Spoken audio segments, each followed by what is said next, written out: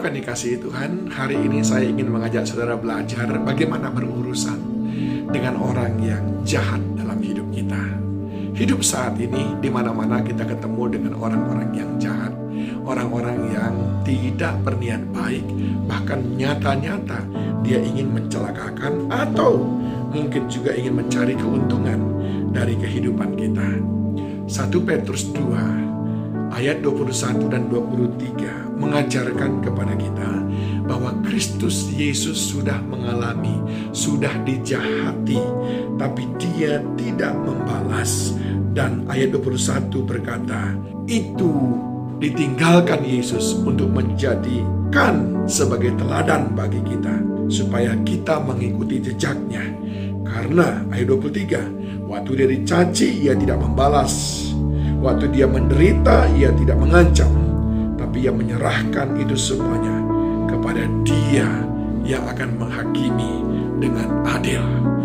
Tentu saja apa yang disampaikan oleh Petrus tadi itu berkaitan dengan apa yang ditulis dalam Matius 26 ayat yang ke-67, di mana di sana diceritakan Yesus mengalami pelecehan, diludahi, kekerasan, dipukul, dan mereka meninjunya. Sungguh sesuatu yang sangat-sangat menyakitkan.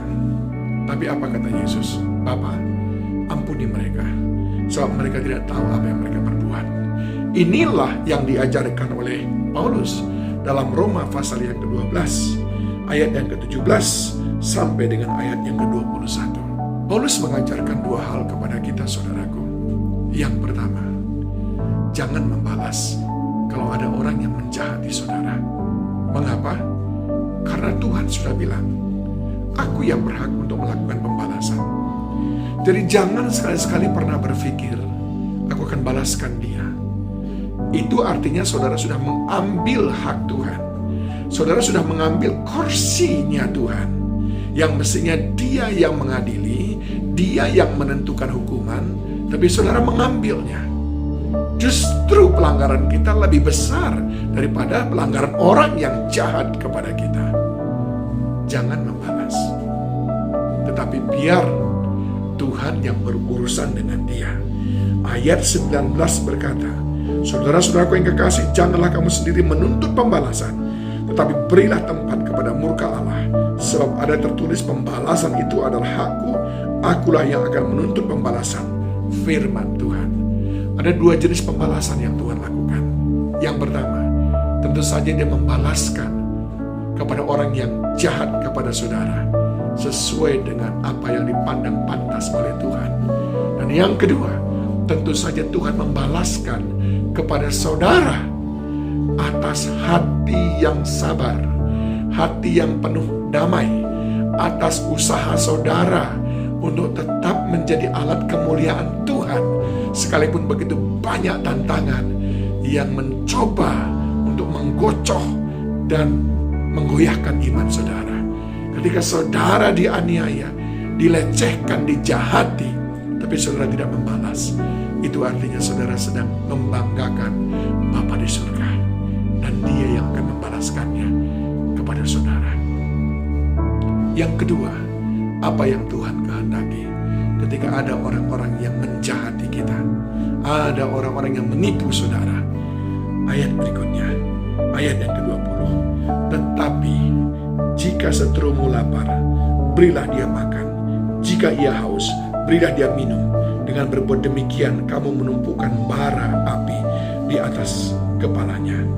Janganlah kamu kalah terhadap kejahatan, tetapi kalahkanlah kejahatan dengan kebaikan. Yang kedua, Tuhan berkata, kalahkan kejahatan dengan kebaikan. Saudara perhatikan baik-baik. Paulus sama sekali di dalam ayat ini tidak membahas tentang orang jahat itu. Yang dia bahas itu adalah kita. Paulus ingin berkata, jangan gara-gara orang lain jahat, kamu menjadi jahat.